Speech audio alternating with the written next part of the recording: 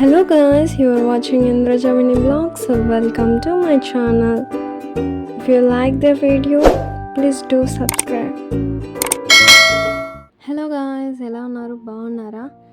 ఈరోజు రెసిపీ వచ్చి కారపులుసు.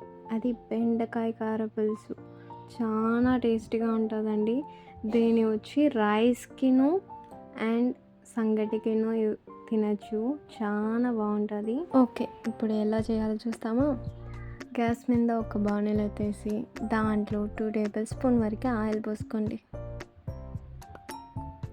ఆ తర్వాత బెండకాయని బాగా వాష్ చేసి ఒక మంచి క్లాత్లో తుడిచి దాన్ని ఇలాగా ముక్కలు చేసుకొని ఆయిల్లో వేసేయండి.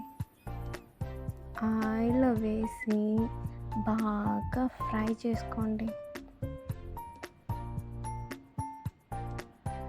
బెండకాయలో చాలా హెల్త్ బెనిఫిట్స్ ఉన్నాయి. ముఖ్యంగా హార్ట్ హెల్త్కి మంచిది. ఓకే గాయ్స్, ఇలా బాగా ఫ్రై చేసుకున్న తర్వాత గార్లిక్ 6 పల్లుస్ and 2 small size onions and 3 small size tomatoes, మనం ఫ్రై చేసిన బెండకాయ అండ్ చింతపండు అండ్ కరివేపాకు. నేనైతే తక్కువ క్వాంటిటీ చేస్తున్నాను, అందుకని కొంచెంగా చూపిస్తున్నాను. మీకు ఎంత క్వాంటిటీ చేస్తున్నారో అంతగా మీరు వేసుకోండి చింతపండు చారు. ఇప్పుడు ఒక కడాయి ఎత్తుకొని దాంట్లో వచ్చి నూనె 2 టేబుల్ స్పూన్ వేసుకొని దాంట్లో మెంతులు, ఆవాలు పొరిచిన తర్వాత జీరా వేసుకోవాలి. జీరా తర్వాత గార్లిక్ పెట్టుకున్నాం కదా, ఆ గార్లిక్ వేసుకొని ఆ తర్వాత మీరు కరివేపాకు వేసుకోండి.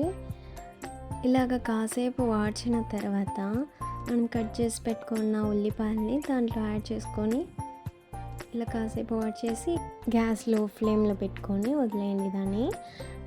అంత లోపల మనం వచ్చి చింతపండు చారుని బాగా మిక్స్ చేసుకొని ఆ చారు మాత్రం ఎత్తుకోవాలి. ఆ చారు ఎత్తుకున్న తర్వాత దాంట్లో వచ్చి 2 స్పూన్స్ వరకు నేను చిల్లీ పౌడర్ వేసుకున్నాను.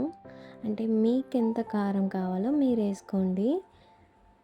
అండ్ ఆ తర్వాత 1.5 స్పూన్ వరకు కొరియండర్ పౌడర్ వేసుకున్నాను.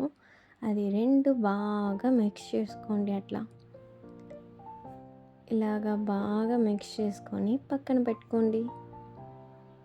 అంత లోపల ఆనియన్స్ ఫ్రై అయిపోయి ఉంటుంది.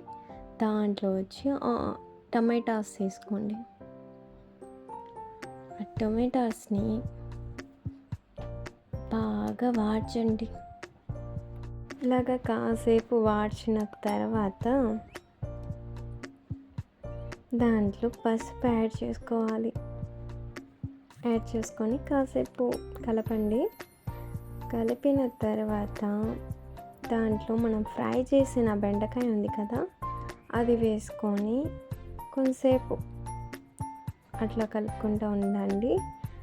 ఆ తర్వాత మనం కలిపి పెట్టుకున్న చింతపండు చారుని దాంట్లో పోసేయండి. దాంట్లో పోసేసి అలాగా కాసేపు ఉడికించుకోవాలి. ఆ తర్వాత కొంచెంసేపు తర్వాత బెండకాయ ఉడికిందని చెక్ చేసుకోండి. అంతే అండి, కూర ఇట్లా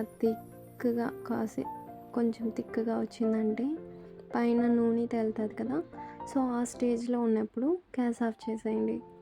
అంతే అండి, బెండకాయ కారపులుసు రెడీ. చూసారా ఎంత బాగుందో? నేనైతే సంగటికి చేసుకున్నాను కారపులుసు, చాలా బాగుండింది. తప్పకుండా ట్రై చేయండి guys. Thank you for watching.